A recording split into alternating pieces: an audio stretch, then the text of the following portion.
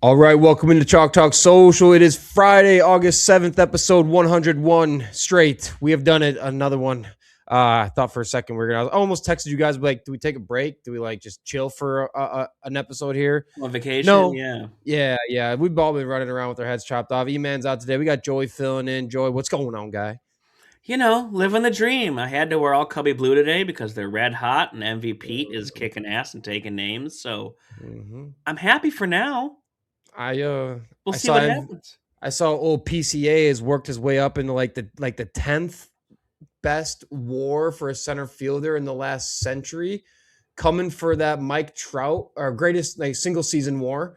So making his MVP case heard. And didn't they just have a little bit of luck against the Dodgers? Some nice winning against the Dodgers. Not swept bad. the Dodgers in that last game or second to last game where it was the MVP showdown. Ohtani led off the game with a homer. Then PCA hit a homer in the bottom of the first.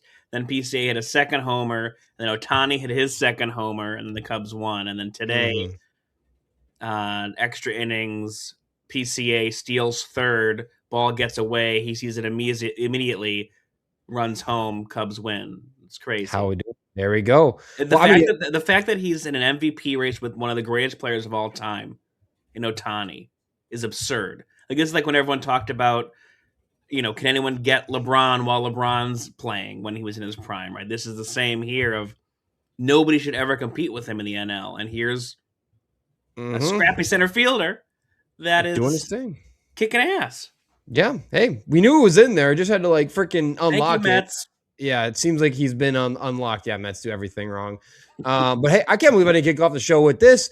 Joey, football is back. Woo-hoo! We got the Hall of Fame game. We holy shit, we've done it. We've made it all this way. Football is back. It was Cardinals versus Panthers. A couple of the JV players going at it, but god dang it, Carson Beck against those JV players looked mighty fine. 15 for 19, 188, a 125 rating, a touchdown, a couple bombs to Jalen Brooks, even though one of them was a hospital pill. Just Brooks got murdered, popped right up though. So thankfully he's all good, but no real crazy performers otherwise besides Brooks and Carson Beck, kind of methodical, doing his thing, averaging 10 yards a pop.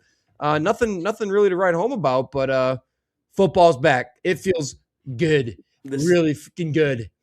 This will be the last week you have positive comments about Carson Beck. That's my opinion. But perhaps it will be. At least we had 1 week of it. No, the fact that you can turn on the TV and Chris Collinsworth's there to slide right in, whether you love him or hate him. He was on back.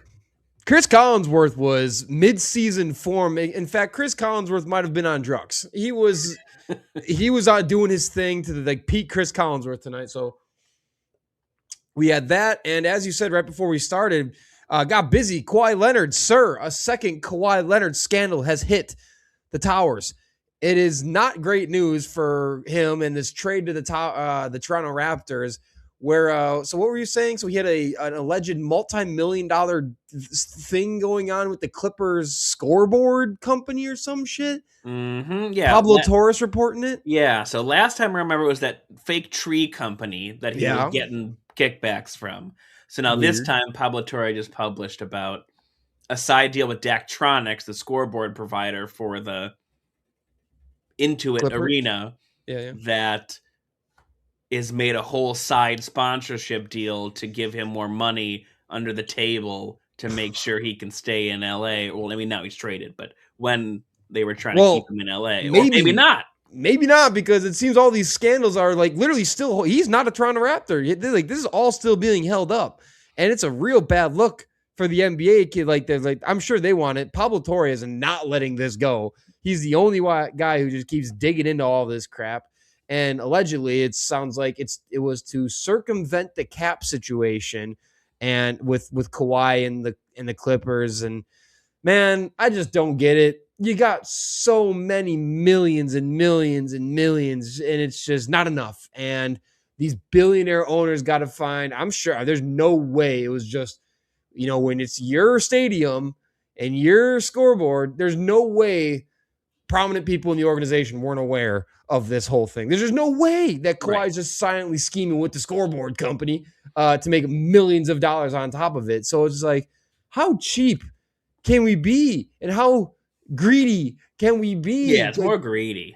Yeah, golly, man. So got busy, got really busy right before we started recording here today. I mean, I mean, if emails I wanted to get into it with him, Shedeur Sanders got ranked 35 out of 35. Mind you, that's more quarterbacks than there are starting quarterbacks in the NFL. 35 out of 35 QBs by execs and coaches. That is, again, there ain't 35 starters. There was backups who got ranked higher than Shedeur Sanders. Tough look. I'm not sure that one was exactly justified. I mean, last season had its bumps and it wasn't great, but I could probably name you quite a few quarterbacks above him. When I say quite a few, I mean 4 or 5 that I would probably put Shedeur Sanders in front of. Yeah, maybe like 30.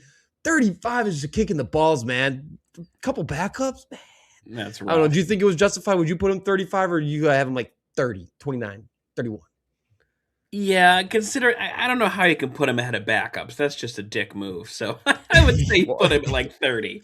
Well, who's the so I mean, I don't even know who the backups would be. I didn't look at the list of the backups would be considering here. Like Malik Willis is not a backup anymore. Honestly, I don't have the list in front of me, but I'm struggling to think of who the backups even are at this point. That Kirk Cousins, I no idea, but it's pretty bad look. All right, we got to get into. Crazy. Do you got the list in front of you? I'm trying to find it. It's all right. We don't gotta crack into it. If you have it, just say the name. I'll find it if I get back. I'll get back to you to try to find it here. All right. Well, since the Sidelinr Arcade is live, the Lineup Builder game is live, and folks, thank you so much for playing. I know there's a couple of you out there playing quite a few drafts, getting competitive, but we're almost at 100 drafts already since we just talked about the game on the last episode. So that's awesome. Appreciate everyone who has played and dug in and reported some bugs, because there will be bugs. But we're gonna get back into the Lineup Builder game today because Joey, our guy, happens to be towards the bottom. I think he might have just done it for fun. And maybe, you know what, we're blaming the Bears. It was a Bears draft. I think the only one on there so far, unless you've done a second. But we're going to try to get that Bears score up for you today, Joey, with that team. So why don't we get this game going, the Lineup Builder.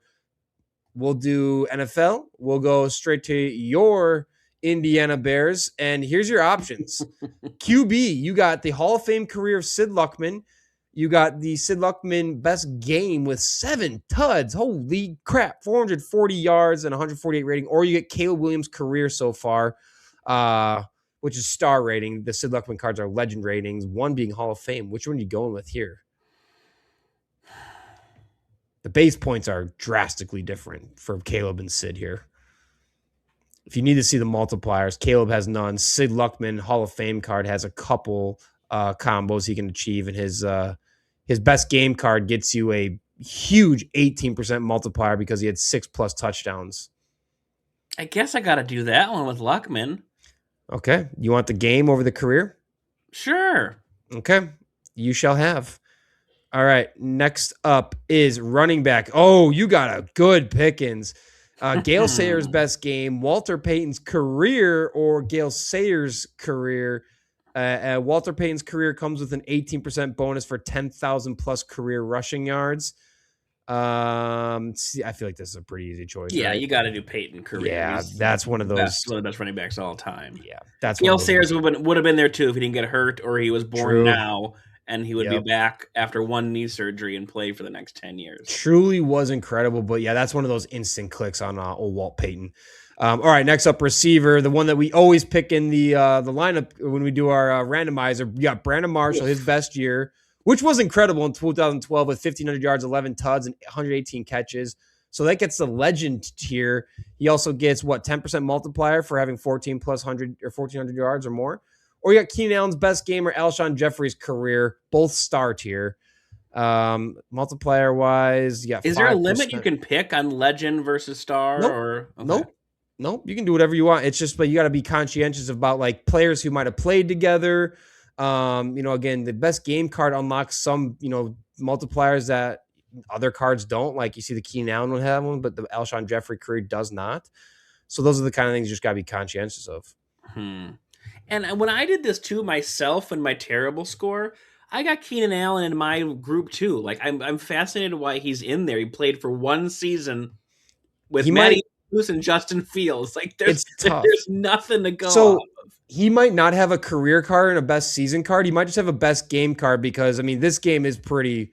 Most players who have like 100 yards, 2 touchdowns, and a certain thresholds were met for him to get the best game card. We'll put it that way. Got it. So Brandon Marshall, right? Yes. Pretty simple. All right. So speaking of best game cards, now you get Alshon Jeffrey's best game to pick from, where he had 2 tuts, 250 receiving yards, 10 catches, or you get Keenan Allen's career he does have a career card. It's unfortunate. 67 catches, 744 yards, 7 touchdowns, or Alshon Jeffrey's career. So this one on paper looks pretty easy as well. Yeah, I think you got to do Jeffrey's. Oh, damn. You had a ton of multipliers on this one too, with 5% for 2+ touchdowns, 12% for 200 yards receiving. Yes, easy. And just on All paper, impactful. Like it just, that's. You might be going. You got 5 straight legends, so now you got Dicka's career with the Hall of Fame This is tag. shocking. I didn't get any of these rated up myself. You're nice. Or to you me get today. you get Dicka's best season at superstar tier. Or you get Colson Loveland's best game at star tier. I feel like this is another no brainer, right? Yeah, Ditka superstar. Dicka, no, you mean Dicka legend, right? Well, wouldn't superstar be over legend? No. Legend is over superstar. Oh. Sorry. Then yes, legend. Yeah, and you get the Hall of Famer, which gives you an extra couple points on base. Let's see here. Only 5%. Yeah, nothing to write home. Joey, this is a great lineup. So you got Sid Luckman, Walter Payton, Brandon Marshall, Alshon Jeffrey, Dick. 240. Not bad. So 118% in multipliers. Mind you, this draft's going to go under my name on the leaderboard. So I'm not a poser. I'm not a Bears fan, but this is a damn good draft. Number 1 of 3 Bears drafts, Joey. Number 10 of 47 NFL drafts. Hey, we're all the way back. It seems like a pretty damn good lineup. This team wouldn't win today, but in Cardland, it's beautiful. Cardland is beautiful. Number 10 draft out of the 47 done for NFL. So fantastic work there, Joey. All right. I got lucky. Hey, you did not get lucky. That was all skill. I want to do another NFL one. Sid Luckman.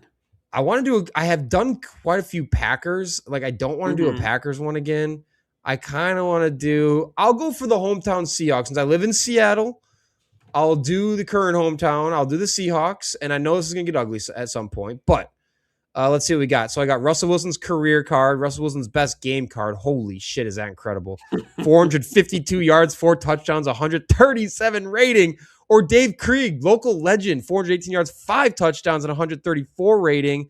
He gets 10%. Russell Wilson's best game gets 5%. Russell Wilson's career gets 15%. It's easy. We got to take the Russ Wilson career card here, even though he is hated out here. No one likes Russell Wilson. It's the legend tier. Weird. Now I Super get Bowl champ. Yeah, Super Bowl champ. Ever since then, he's not liked. So running back, I got Marshawn Lynch, best season with 1,590 yards, 12 touchdowns, 4.8 yards a carry, and 5% multiplier. Sean Alexander career, mind you, had that MVP season, 9,400 yards, 112 touchdowns. Or Sean Alexander, 3 touchdown game gets me 5%. I feel like I got to go the legend career card for Sean Alexander here. Yeah, I think so. I get bigger multipliers. And well, he didn't play with Russell Wilson, so that's the only thing that sucks is Lynch played with Wilson, and that's going to get me like more bonus at the end here because they played together. Got it. So that's one thing to keep in mind. But I'm going to take my chances and take Sean Alexander. Maybe I'll get someone from his era. Now I got forget the Sean Alexander dominance. Not like people like NFL people, but like if you're our age and maybe the recency bias is beast mode, you like go back a little bit, like when you first started playing fantasy and playing Madden, and you're like, oh, Sean Alexander kicked ass. Had numbers. But again, is one of those guys that even Seahawks fans are just like super like, whatever. Because he was like kind of just a one-trick pony. I don't know. I feel like he's not as beloved as you would think in Seahawks land either. One guy who is, though, and he's on this card, or one of the cards to pick from, is Steve Largen's career card, Hall of Famer here. Pretty easy. I got Brian Blades, who had an awesome, he had a minute there with the Seahawks. That's a good football name. It's a great name. He had 8 catches, 188 yards, 2 touchdowns. Or I got DK Metcalf's best season. I got to go the Largen Hall of Fame card. No doubt about it. Did not play with any of these guys. So, I'm losing on points here because of none of these guys have played together yet, and that's not great. Let's see. You got 2 more slots. We do, and now I got JSN, who again has not played with any of these guys. JSN's best season is better than DK Metcalf's best game, which is another option. Where I got Brian Blade's best season in 94 with 81 catches for 1,000 yards, 4 touchdowns. Oh, I gotta take that JSN with 18% multiplier. Okay, I gotta do the JSN here. It's gotta be all right. And then tight end. Jimmy Graham's career, Jimmy Graham's best game, or Max Strong? Man, what a shit third option that is. So that's a starter tier. Jimmy Graham's best game is star and his career is star. No multipliers at tight end. Brutal. Well, I'm career card. There's no. Did any of these guys play together? Jimmy and Russell Wilson did, I guess. So yeah, all right, here we go. Let's see. 194. I got 104% in multipliers. Anything crazy? Only 2 teammates. Not great. But this one miscorrectly appropriated Sean Alexander and Jimmy Graham, where it should be Russell and Jimmy Graham. So there's a bug to fix. Let's see where this ranks then. This is number 1 of 2 Seahawks drafts, number 20 of the now 48 NFL drafts. So we've seen better days on that one. Seahawks, it's kind of a tough one. And some of these are going to be naturally be lower because of the nature of the players to pick from. So did get number 1 for the Seahawks draft. So local Seahawks fans, step up your game. Was able to get outdone by a Packers fan. I don't know who else said the other one, but I'm now number 1 for now. Proud of you. Thank you. All right. And I found really quick. I found that 35 list. Yeah. Who made it above them? The non-starters. So, oh boy. Well, I don't even count these as starters, but not who shouldn't be starters, let's say. Well, Mac Jones definitely had to have made it above him. So Tua's up there at 26. Mm-hmm. Kirk Cousins, 28. Malik Willis, but he's now a starter. Mm-hmm. Obviously better. Deshaun Watson, I guess you can count now. Yeah, that's like 1-2 punch of suck and suck. Michael Penix. You see, that's where I was like, him, Watson, and Shador in the same range. Right. Where do they have Mac Jones? Mac Jones got to be above him. JJ McCarthy's above him. Oh, 34? 34 is JJ McCarthy. Yeah, that's fair. I was going to say JJ McCarthy better not be over any real starters, though. Let's see where Mac Jones is. Mac Jones has got to be on that list. 33, 32, 31, perhaps. I would put Mac Jones above freaking Penix. Why isn't he showing up on this list? He's not on the list? He has to be. There's no way Penix is above Mac Jones. Mac Jones was cooking last season when he got the chance. Stafford, Burrow. Sorry, this is going to be the bad, audio scrolling because it's not loading for me. Oh, that's all right. We don't got to do it, but Mac Jones has got to be on that list somewhere over Shador. Your guy Jordan Love's number 10. Little low, but okay. Caleb's 11. Little high, but okay. What's surprising is Bo Nix is 18. Like you'd think he should be higher, right? Like he's above Aaron Rodgers. Yeah. Well, yeah. I mean, Rodgers just kind of lost his touch. Well, not his touch, his deep ball. And I don't know. I think Rodgers gonna have a fine season though. Yeah. No, they didn't put Mac Jones on this list. Interesting. I think Mac Jones got shafted. Yeah. Interesting. All right. Well, that's wild. Let's talk about another. I mean, we can go right into our next one. Speaking of dudes who got shafted, pause. Bounce back players of the year. Let's get into that one. And the reason I say what I just said is because the guy I'm going to pick got ranked 69th of the top 100 NFL players after being an MVP candidate recently, not too long ago. And we know he's not the 69th best player in the NFL. We know he's much better than 69. So we're going to do our bounce back players of the year. And the guy I'm going with to think is going to have a huge next season is Lamar Jackson. And I know we've talked about him, but last year it sucked. He did complete 63% of his passes. Not terrible, not great. Only 2,500 yards, 21 touchdowns, 7 interceptions. Had 349 rushing yards, 2 touchdowns. But that Baltimore offense in general was shit. Their passing offense ranked 27th in the league, averaging under 200 yards per game. Total offense set at 16th in the league. And again, we're talking about a 2-time MVP here who got ranked 69th in the NFL in terms of overall players. He started off hot. I think he came into last year, like fantasy-wise, came in as like the number 1 quarterback again. He ended up getting hurt quite a bit with the hamstring, the toe, the ankle, the back. I mean, he played through a bunch of the injuries, and you can tell Lamar just did not look like Lamar. His rushing attempts were way low. His rushing yards per game were way low. Last year, his rushing totals in general were just career lows for him as a starter, and you could tell he was just hampered. He was not the same quarterback, and then the offense did not adjust and pivot around him. He was terrible under pressure. One of the worst quarterbacks when the pocket collapsed last year.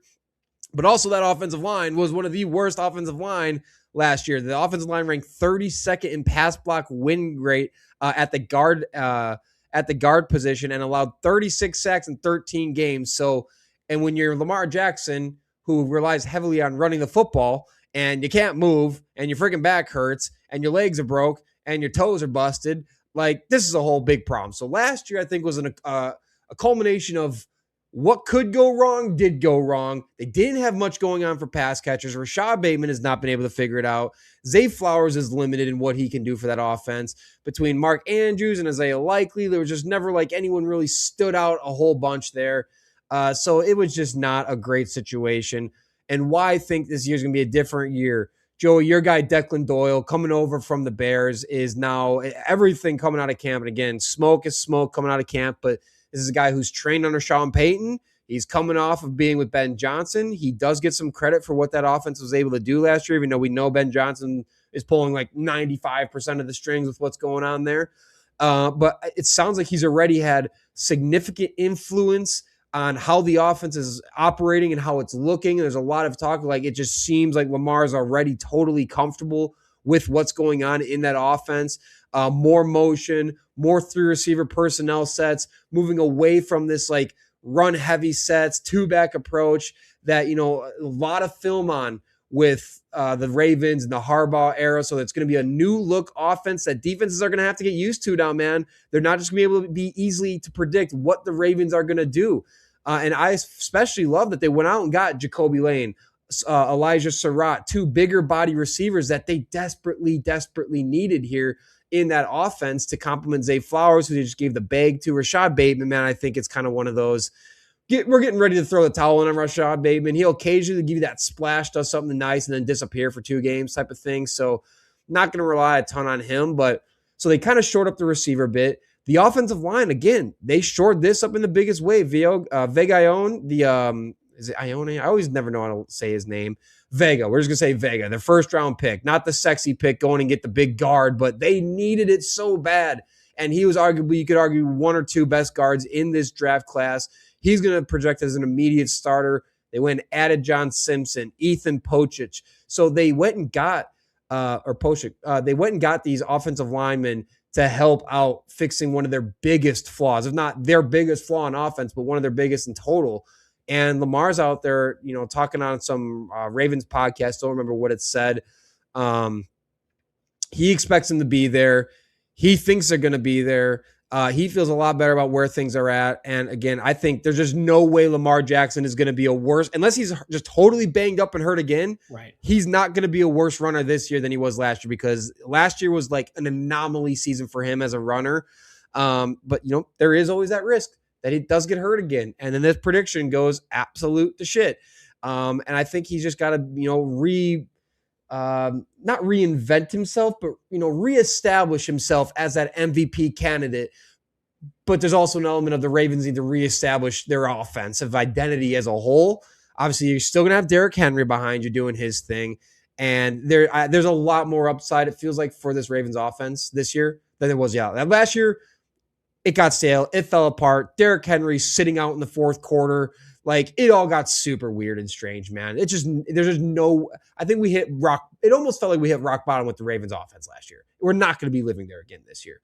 And I know Declan Doyle wasn't calling plays last year, and I'm usually pretty hesitant on first-time play callers or guys who are new to play calling in a new team, not directly coming from a play caller role. There might be some bumps in the road naturally.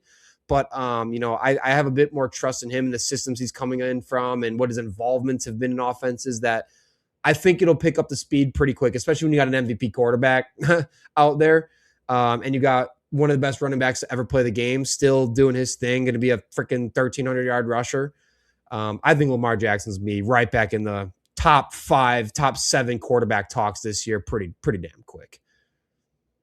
Easy. If he's healthy, there's no one almost better. And he's willed the Ravens to a lot in his career and should do it again. So Bill Polian can always be wrong, saying he's probably just a running back receiver and will never be a good quarterback. And well, one of the worst take away MVPs, and here you go. Yeah, one of the worst takes ever on draft night. I never. That's still will go down in the histories of worst takes ever with Polian saying this guy's and that's a guy in charge of your team. It's one thing if I said that. It's weird. It's pretty weird. All right, who do you got as your bounce back player this year? I'm going to do Jayden Daniels. I like it. He was, spectacular his rookie year. 3,500 yards, 25 TDs, 9 interceptions. Led the Commanders to the NFC Championship game. There was a lot of talk that year, I remember, because it was Caleb Williams' rookie year too, and I know it was with Matt Eberflus, but they were like, did the Bears get it wrong?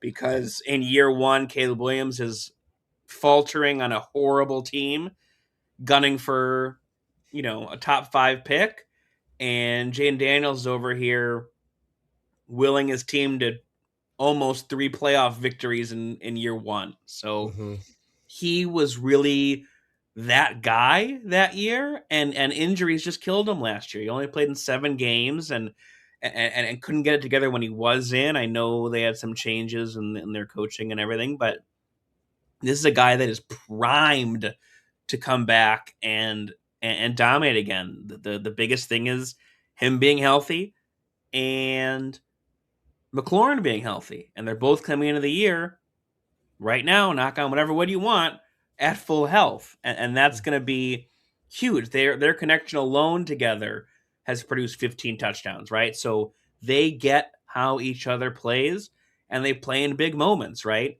Looking back at the playoff run, they beat the Bucks, they lost to the Eagles, but in between there, they beat the Lions. The Lions were the best team in football that year with 15 wins.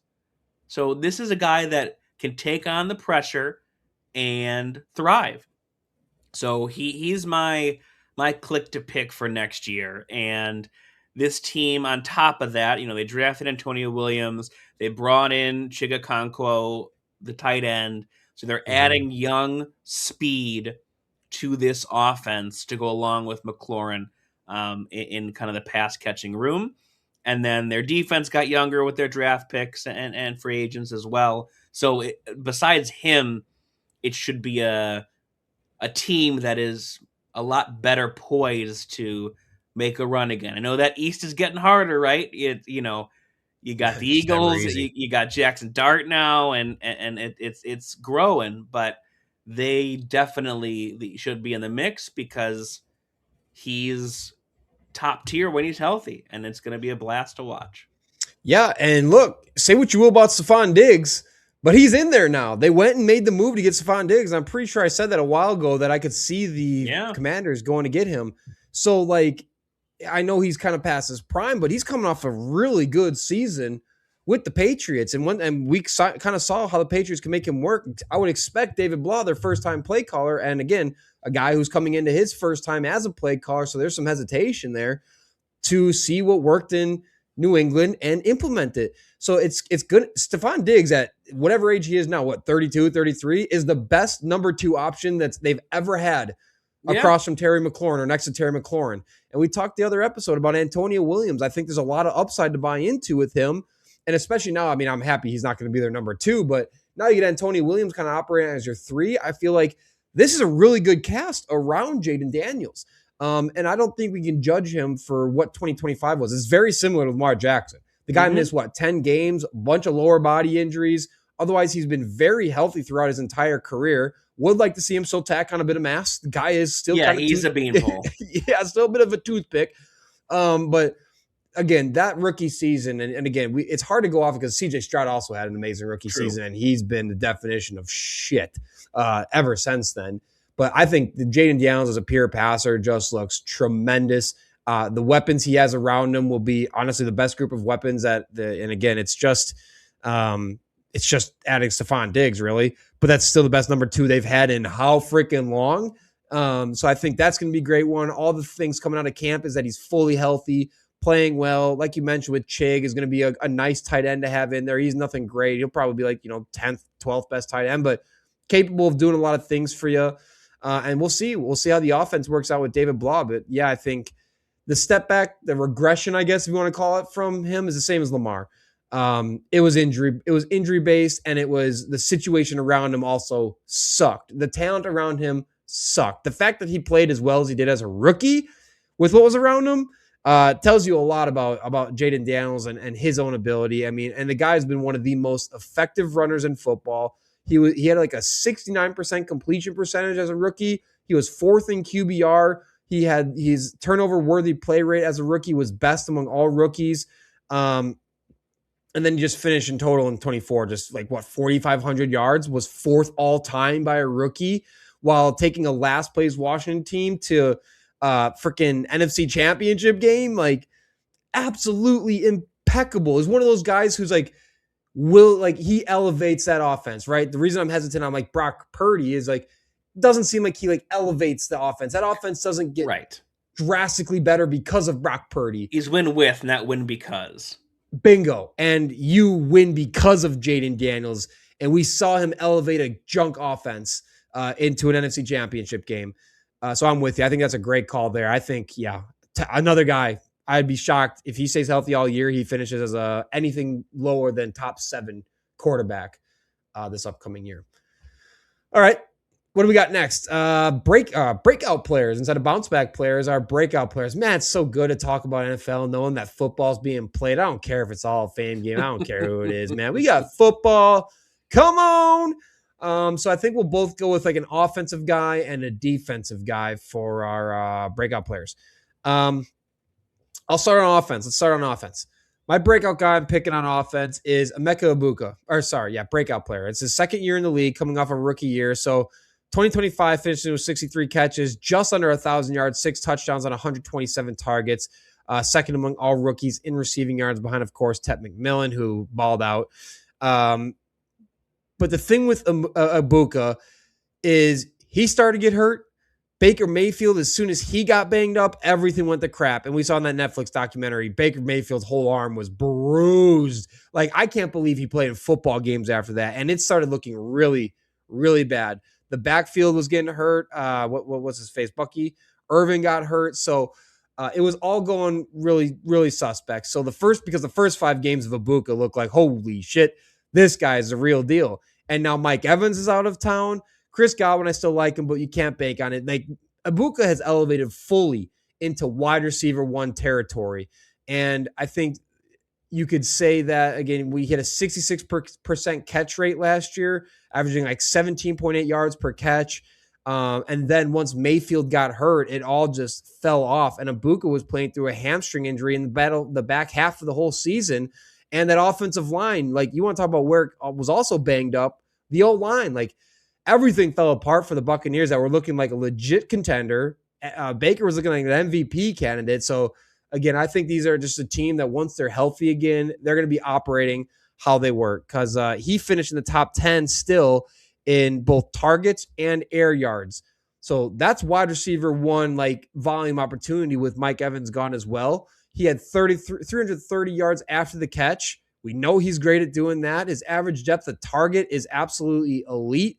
13 yards. So, like, they're not protecting him. They're like giving him the assignments and like, go act as the big dog out there. The knock, he did have a bit of drops.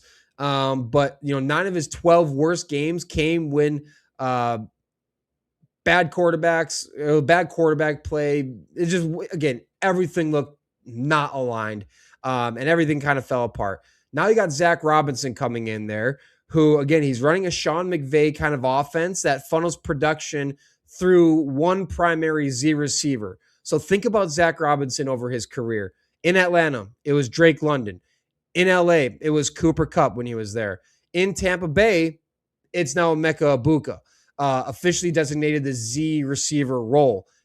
Z receiver roles have had a lot of success in McVay-style offenses. So I am buying the absolute shit out of Egbuka having well over 1,000 yards, definitely over 10 plus catches. With Mike Evans leaving, that's a ton of production. Chris Godwin, he's not going to stay on the field for the whole season. You got Jalen McMillan's a nice wide receiver 3. Ted Hurst, that rookie. I know I talked about him on draft night. He's been balling out. I think he's going to end up being wide receiver 2 on this team. But again, Egbuka, just everything around there is the leap forward is absolutely coming. I can see the volume being there for another 130 target type of season. I just think this is going to be one of the best wide receivers in football this year in terms of just overall production. The stars have aligned for Egbuka. If health prevails, this is going to be a top 15 receiver in the NFL in terms of just pure production. So that's my breakout offensive guy. There's a lot to pick from, though. So I did want to pick Ashton Genty. I'm just going to put that out there. I did want to pick Genty, but I think the immediate upside with Egbuka is still just a little higher than a Raiders offense. That's even though Kubiak's there. No, when you got a hot Baker Mayfield going, that team knows how to run. It was insane. And if he's hot, you're set. I trust that way over the Raiders because it's just ingrained. Even with, I know they no longer have Bruce Arians at the helm, but that culture's still there where they make sure their offense is always clicking. Even if they only finish with 9 wins or 10 wins to grab that division, that offense is going to be fun. Do you buy Baker? Do you think Baker at a healthy can get it done? Yes. Okay. Yeah, he was absolutely screwed over in his first 2 stops and no support. And if anything I've learned in watching the NFL, it really literally depends where you go will project the trajectory of your career based on the support. Everyone can say I want to play in Green Bay or Chicago, but historically, Green Bay, you're going to be a top quarterback, and Chicago, you're going to fizzle. It's the same now with him in Cleveland and Carolina. It just, the infrastructure wasn't there. He went to a place that was finally a healthy offense where he learned. Just like a Sam Darnold too, right? Goes to finally healthy places, and Kevin O'Connell, and then in Seattle, and it clicks. So I think you can win with Baker. Is he going to win you a Super Bowl? I don't know yet, but is he going to lead you to the playoffs for the next couple of years and be good? And if he's healthy? Yeah. Baker's still I think he's still a top 18 quarterback. And we got to remember, he spent some time in LA. So bringing in a McVay style offense, I'm not going to say it's going to go perfect, but there's going to be familiarity. It's not going to be a brand new thing for Baker to learn. And he balled out in LA. Playing in LA got him the contract with the Buccaneers. A big one too, $100 million. So I think I think a lot of stars are aligning for the Bucs if they're just stay healthy, because that was their everything we've talked about so far has just been injuries derailed everything for all these players so far. That's Who's your breakout offensive guy? Yeah, I'm going to stay at home. I got to go with Caleb Williams. I cannot wait to see what this year brings in year 2. He's just balling out at camp already. He's got a new mustache going. He's slimmed down. He's got a mustache? He's shaved a little bit. So he's ready to rock. But I think it's... Oh, you're looking up his mustache? I see what you got going. Yeah. So it's just, other players are easy to pick. He's one that the league is trying to make sure is the breakout player of the year, cover a Madden, all different sponsorships, etc. And he's actually in a place to be poised to do it. Last year, everyone remembers those 7 ridiculous comebacks that the Bears came back and won, plus the Rams comeback, even though they lost in the playoffs right after your Packers comeback, which was beautiful. 3,900 yards passing. He just missed out by 60 yards or so, getting that 4,000. Is he going to get the first? Passer. Yes. Is he going to be the first? Is it happening this year? This year it will happen, yes. The Bears will get a 4,000 yard passer? Yes. What are you willing to bet on that? 100 years of service of not 4,000 yards passing? Yeah, it's almost impossible. I'll put $100 on it. Whatever. It's finally time. It's ridiculous. So, but yeah, 27 touchdowns last year. Really, I know he needs to get the completion percentage up and be more efficient, but he's still not a guy that really has an interception problem, and that's wonderful. So I think he's really set up for success. The offensive line, They just paid Darnell Wright big bucks on the top right tackle contracts ever. I did see that. What do you So feel? that's huge. How do you feel about that one? I think it's a great investment. I think it scares me because they're still short on the left side. So committing all that to one side when your other side is aging and Joe Tooney or injured can be a little concerning. But if you got a guy, you always want to draft a guy and lock him up for a decade. This is the way you do it. Sure. So he's proven that he's a freak athlete. Mm-hmm. And the wide receiver room is I think what's going to be fun. I know he had those moments with DJ Moore last year that didn't work, but then did work, and trying to find his footing. But this is now a young core that's supposed to build together. You got Williams still on his rookie deal. You got Roma Dunze. You got Luther Burden. You brought in Khalif Raymond. You draft Xavier Thomas. You got Jade Walker. There's a lot of guys here. I know they may not be household names outside the city, but they are really young and really fast. And that's a theme the Bears wanted to dive into on offense and defense this year is we need to get younger and faster around Caleb Williams. And that's what this is going to be. You have toys at every position now for Ben Johnson to almost mold into what he wants and what they do best. Because DJ Moore, as good as the moments he had last year, he's a proven guy, right? He is who he is. Now with this group, you can mold it together to create something really special to where Caleb takes that next step. Not to mention Colston Loveland and as an extra receiver, basically. Cole Kmet's still very capable as a receiver. Great blocker too, but guys are freaking really good at catching the football too. He's one of their top red zone targets. A couple years ago? Yeah, had a ton of touchdowns. No, he's just been the victim of horrible teams. He got drafted here, and they had, I forget if he was on the 18 team, but either way, Nagy drafted him, and then was stuck with Eberflus, and he just never had a quarterback or an offense. So This is finally the time where I know he's whatever he is, 30, but. Because that's ancient in football years. Yep. Mm-hmm. But they're ready to rock. So I'll go with my guy Caleb. That's fair. I mean, at the end of the day, he is so fast and he is so elusive. His run game alone, his ability on his feet is nuts. Mm-hmm. And we know he can make some of the craziest throws that are just iconic level of throws when he's running or moving. But it's which is so funny because it's the simple things he has to clean up. He's so inefficient on the simple short stuff, the things that any quarterback should be able to make. He can't do well because he does some of the hardest throws you'll ever see look like they're easy. And he'll zip a freaking dart 45 yards like it's nothing.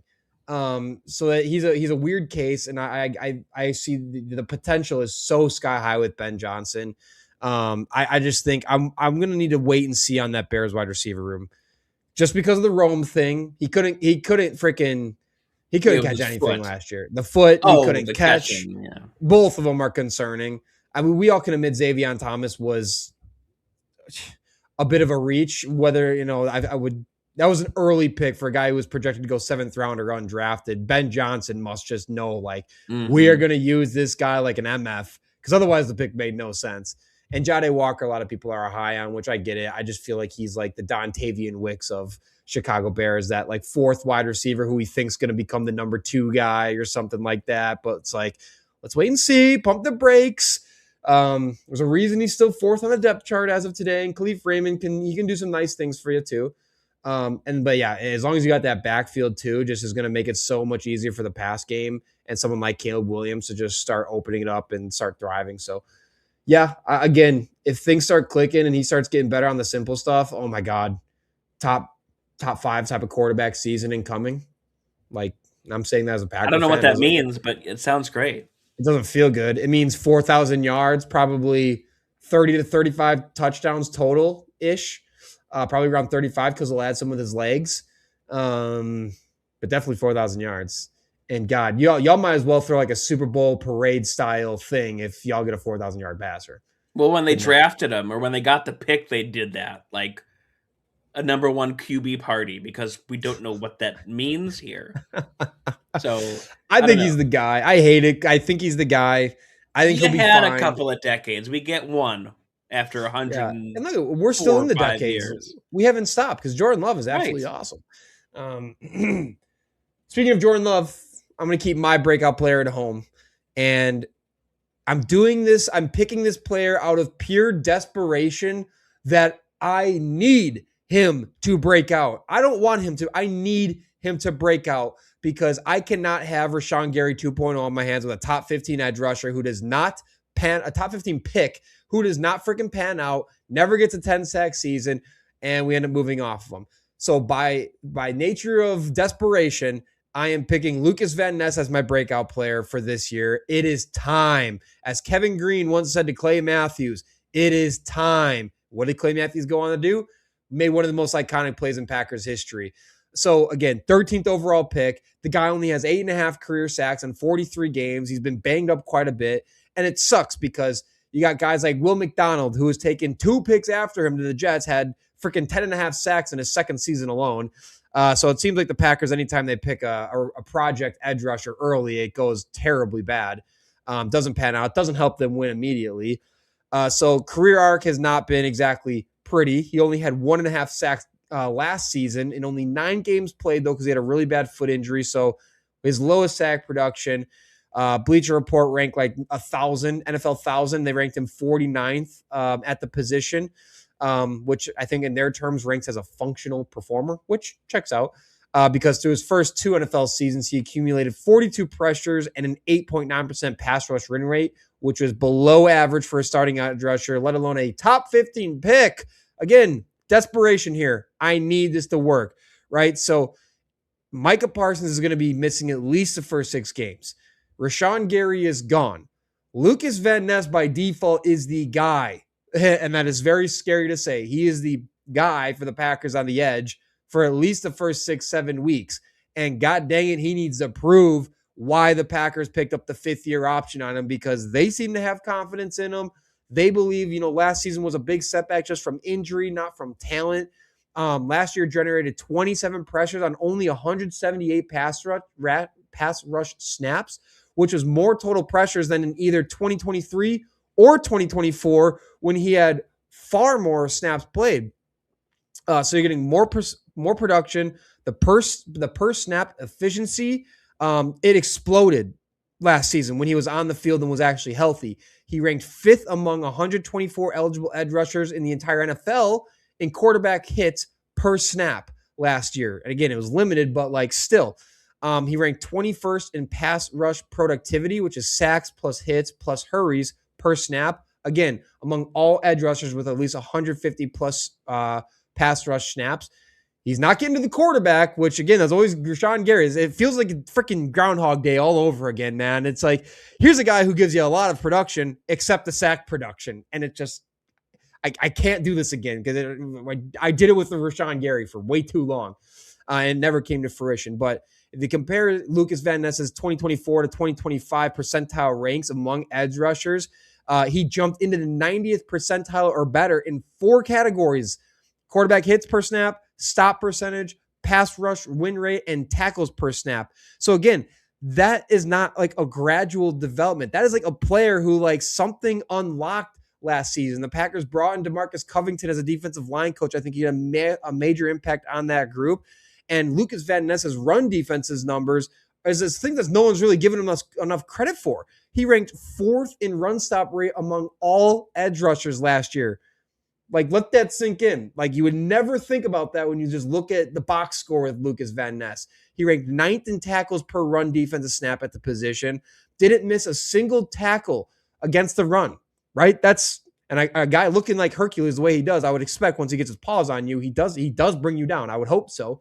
And after he ranked below average in average depth of tackle in his first 2 years, he actually ranked 33rd in 25. And again, all this data is coming from a lot of the Packer guys out there. So appreciate all the work you guys are doing. Your articles are incredible. Lots of good data out there that I'm pulling this from. I'm not just pulling this out of my ass. So I'm not going to name everyone, but Packers Wire, Marco O'Crady, there's a lot of guy out there who do some great work. And I think the late season proof, what have you done for me lately with Van Ness when he was out there? His 3 best games last season came with Parsons out from week 16. So against Chicago, against Baltimore, and then the wild card game, Van Ness posted 10 pressures across those 3 games. So again, he was doing his job out there. And I don't know if we're kind of projecting his full season. I mean, I optimistically think he's getting 9 sacks this year. I don't know.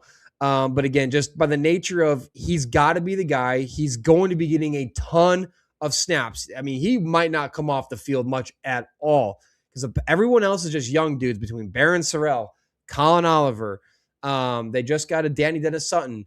Like they have Brenton Cox. Like these are not names that should be taking Lukas Van Ness off the field. There's potential there, but there is no one to compete for snaps that should be keeping him off the field, which has been a problem to Lukas Van Ness's career so far. Is he comes in with Rashawn Gary and Preston Smith there. He's playing third fiddle. He comes in with Rashawn Gary and Micah Parsons playing third fiddle. He is fiddle number 1 in this Packers edge rush group now, and we need to see it. The Packers are bought in. They gave him the contract, and he's a freak athlete. Now I need to see the production and the football, all of it come together, and I'm, again, desperate for it to happen. And I believe it can happen. It's all there. It's taking slow. And if anything is a source of truth here in Madden, when his rookie year in Madden, I'll just say he was drafted by the Chiefs and he became an all-pro in year 4 with the Chiefs in my Madden dynasty a couple Maddens ago. I'm just saying these things matter. Madden matters. He was an all-pro by year 4. Just saying. So cautiously optimistic with LVN. Love it. Yeah, I mean, I don't want it for my Bears, but I think that's a great pick. I mean, there's a reason why when the Packers got Micah Parsons last year, he was the player that was in that category of the Packers are one player away because he's going to help dominate.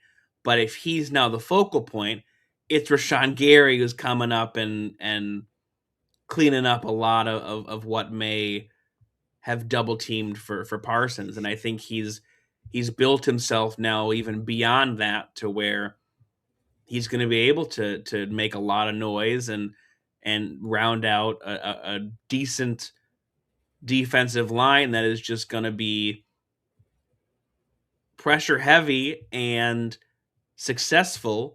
And then give it, halfway through the year, you get a reinforcement of Micah Parsons. I mean, that's a beautiful thing for them. Yeah, and Parsons has been the guy. Again, I just always preface with smoke is smoke, but Parsons cannot keep Lukas Van Ness's name out of his mouth. He just keeps talking about the guy constantly. Like he can talk about anyone a lot, and he's just saying how impressed he is by Lukas Van Ness, not just as a physical specimen, but just as a player and his development and what he's looking like. And again, that's a guy who's with him every day, sees him every day, practices with him every day.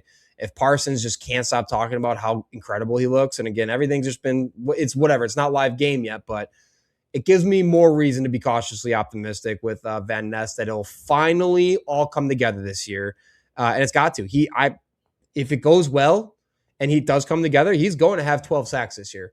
You can bookmark it. I bet you if he stays on the field for all games this year, actually don't bookmark it. Please don't bookmark that. I'm retracting that statement.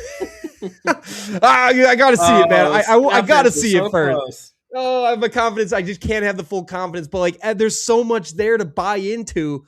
But there's also so much there to just keep holding me back from buying into it. I did buy a couple of his cards, some nice numbered cards. So I have actually invested in some stock. And I need those cards to become more valuable by the end of this football season. All right. I've talked enough about him. Who do you got as your breakout defensive guy? I'm going with Abdul Carter, New York Football Giants. Okay. I think he's primed to have a breakout year. And again, this goes back to what we were talking about earlier on the offensive side of fit, right? And so he goes into a Giants situation that's a little unstable. Brian Daboll's on the hot seat. They don't really know what they're doing. It all gets blown out. He has a decent year, 84.5 PFF ranking, 4 sacks, and had some benching incidents. He was late for practice one day, got in trouble the next week. A lot of, character questions, but I think a lot of people were concerned with coming into that draft. But now there's a script flipped here. You're in a situation where John Harbaugh is your head coach, and you have Jannard Wilson, who helped with defense in Tennessee, Baltimore, and Philly with Vic Fangio and Harbaugh coming in to run the defense. You got Brian Burns on the other side of him now. You have a system in place that supports a guy like Abdul Carter to get the best out of him. He is a guy that is a freak athlete, but needs structure. I remember the same conversation being had when Jalen Carter was drafted, right? It's like, if he went to a certain team, if he went to Cleveland, the talent's through the roof, but it's not going to work. He went to Philly, where they built him into the player he is. And so I think the same thing here. Abdul Carter kind of gets a fresh start on the same team with new and experienced coaches and players that can help him get to that next level. So I'm buying that stock on Abdul Carter because I think he's primed to be in a position now that he's supported. And a lot of these guys, you forget sometimes they're young kids who are just told, hey, you are going to this city, good luck. And especially in New York, that's a tall ask to be the new face of a defense and represent the Giants in a way that hasn't been in a few years, where you think about, okay, you got Michael Strahan, you got Lawrence Taylor. I mean, these are a lot of pressure-filled positional history and as faces of a franchise. And now maybe Jackson Dart can take a little bit off of that if he keeps growing and Scadaboo and all that. But Abdul Carter was really the guy you were banking on as your face and didn't live up to it in his first go around here, both on the field and off it. Now he'll be able, I think, to be focused and locked in because the off the field shit's not going to happen. It's just not going to exist with this infrastructure. So buy stock now. Yeah, I was to say, I mean, I'm calling 15 sacks this season for Abdul Carter. I'm just gonna flat out say it, right? Because again, another guy who you just look at the analytics under his production, or I guess lack thereof production, 72 pressures last year is absurd. I think he had like an NFL best, like 48 quick pressures. So those are pressures in under 2.5 seconds, which is nuts stuff. And this is a guy who's learning to play with his hand in the ground recently. He's been one of the highest pedigree like talents since he was in high school. Like he's always been one of the top dudes and coming out of college, coming out of high school, 5-star recruit, top pick, playing goated at Alabama. So, I mean, I think there's a lot of reason to believe like the pressure to sack conversion rates. I mean, it's very, well documented at this point for areas for edge rushers, so players who generate elite pressure volume as rookies and don't convert simply just need reps to learn how to finish. So, I mean, Carter has the pressure volume to convert more than like any edge rusher in recent history. There's not been many rookies from an edge perspective who put up the pressures he did. Now he just got to finish. And that was a lot of the problem. He wasn't finishing last year for this matter or that reason. But I mean, sounds like his goal in training camp, he said he's declared he will be defensive player of the year. That's his big goal, is defensive player of the year, which I don't foresee it being out of the picture, knowing what his abilities are and what he was able to do. Day 2 of camp, he had 3 would-be sacks and team drills lining up across Andrew Thomas, who is a very, very good offensive tackle, one of the best offensive tackles in football. And Thomas was out there talking about the reps they're getting together. Thomas is saying he's stringing together better moves. He's using his power more, and you can just tell he has a better understanding of different types of blocks, different types of attacks, and recognizing play schemes. So a lot of the reasons he was falling short, it seems like there's been a lot of, work put into. And when a top offensive tackle is out there and he's able to recognize, oh shit, this guy's something's unlocked upstairs, that's gonna be very dangerous. So I think that's a great pick. Everything is underlying for this to be a superstar caliber edge rusher. Again, I'm buying a 15 sack season out of Abdul Carter all day long. Bet it now.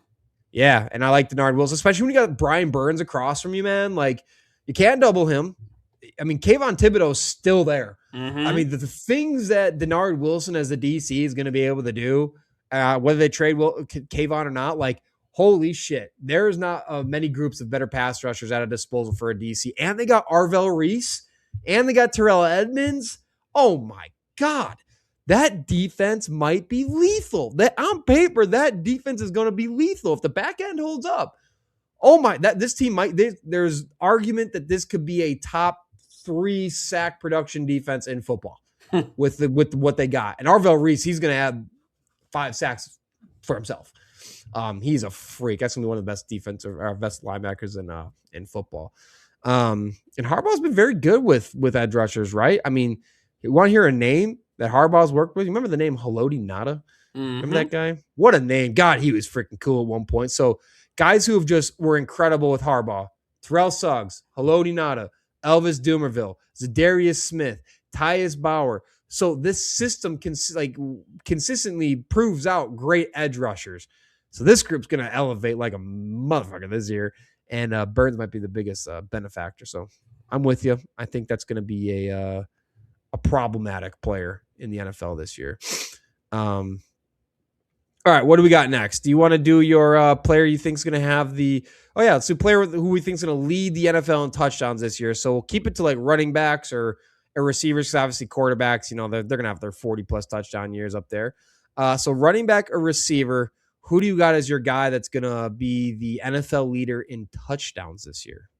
Well, first, speaking of touchdowns, we have a walk-off win for the Panthers in the Hall of Fame game, 33-30. Wow. So a barn burner at the end.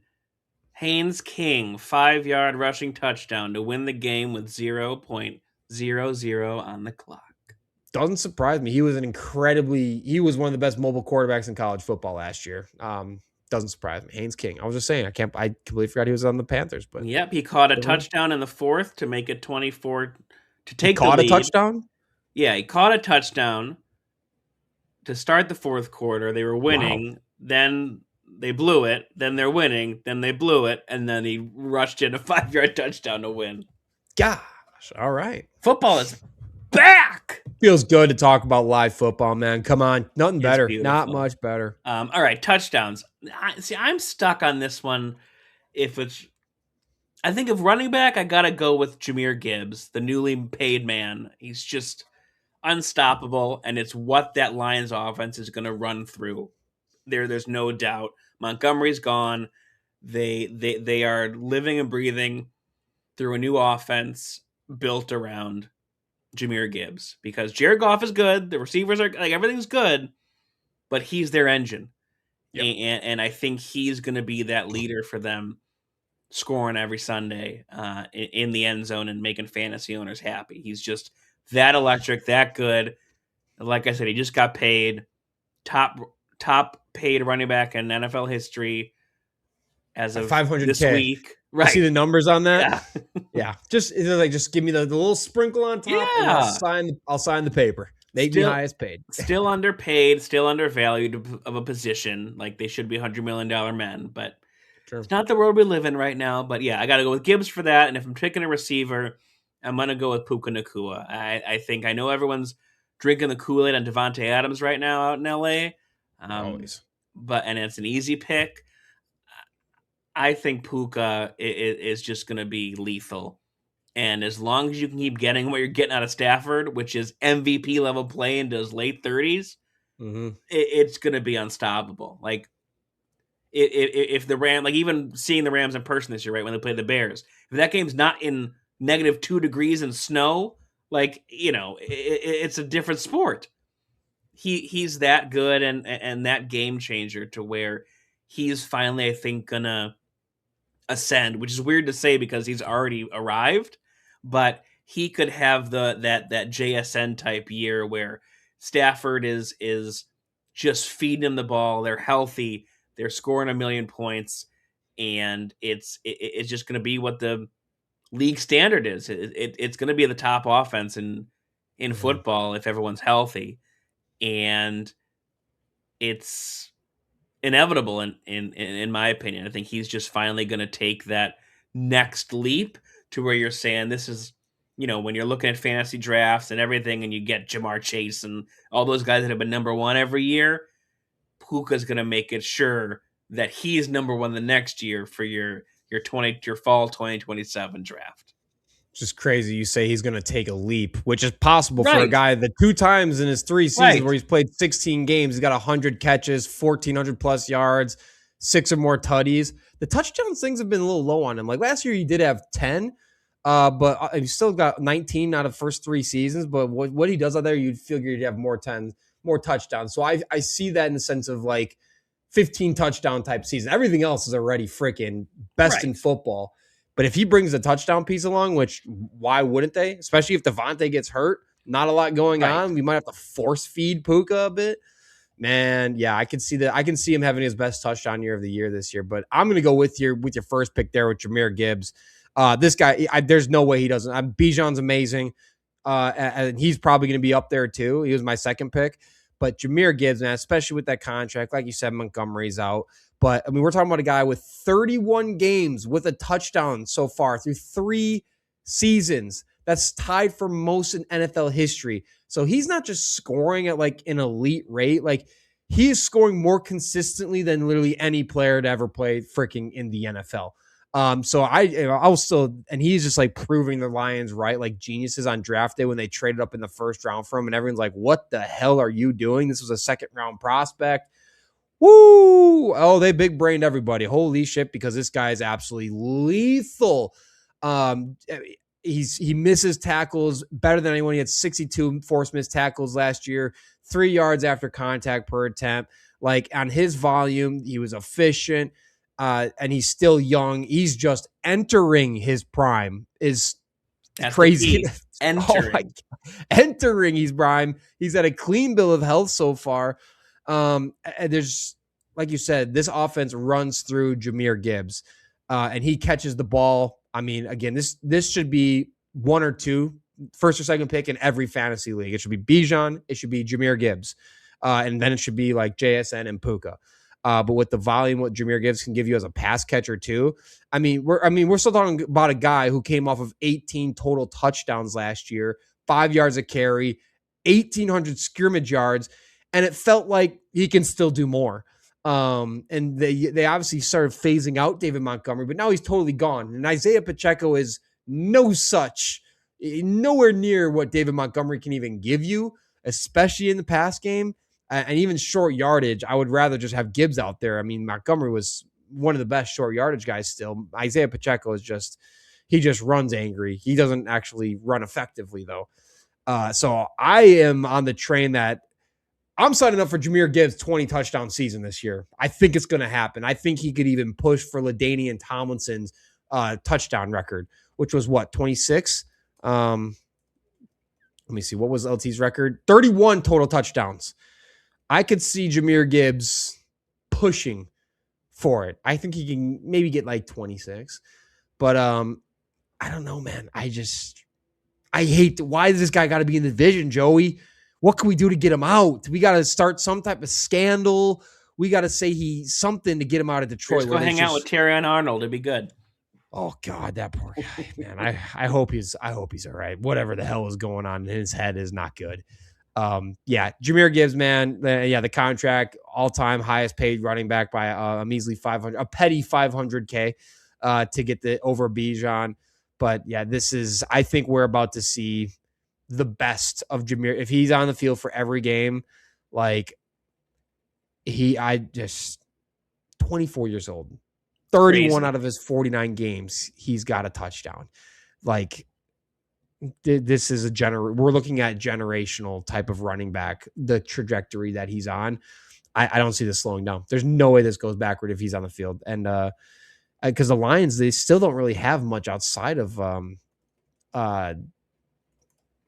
what's his name? Amon-Ra and Jameson Williams. So outside of those two of them, they got Isaac Tesla, right? And Cedric Wilson. So and Sam Laporta, I mean, this is another guy we could have picked for a bounce back season coming off of injury.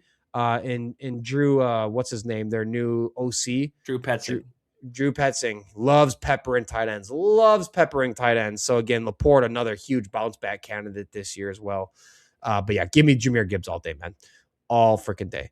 All right, Joey, anything else before we wrap up today? We covered, I think, everything. We got through it. Baseball's I think pretty. we did. Baseball, we got. I know you guys got through the deadline on Monday, and we talked PCA at the start of this one, and otherwise just a running back payday. You talked about Gibbs. Jonathan Taylor gets extended. Bijan gets extended. So is the RB market back? Dare we say? There, man, I don't. Not cracking 100 million, but it's. They never will either. I mean, they'll never crack receiver money ever because of the nature of the position. It's more susceptible to injury, shorter careers. But I miss early 2000s running backs where it's just like bell cow, and just running the damn football with really talented running backs, less of the two-headed monster type thing that we see a lot of now, where running backs were so much more valuable. It was more of a running league than it was a passing league at that point. But running backs, there was a time where they were like, you kind of build an offense through the running back. Right, think about like Peterson or LT or whatever. Exactly that era, man. You remember like Le'Veon Bell, and Pitt, those Pitt's receivers had some boys on those teams with Le'Veon and Antonio Brown. But I could digress on nostalgia all day long. All right, that's what lineup game is for. What's that? That's what your new lineup game is for. That's what the lineup. Go play Lineup Builder on SidelinrSports.com, www.SidelinrSports.com. The Sidelinr arcade is out there. Go try to beat some records. Go try to be the top scorer. Go try to burn. Still, no perfect lineup done yet. I've seen some out there, and I know what I looked up what the highest score is, and some have gotten pretty close to qualifying, but no one has done the perfect draft yet. I'm itching to see one. It has not happened. Joey, good luck doing that with the Bears. It might be like a total score of 200. But it's possible. All right, until next week, we'll see you.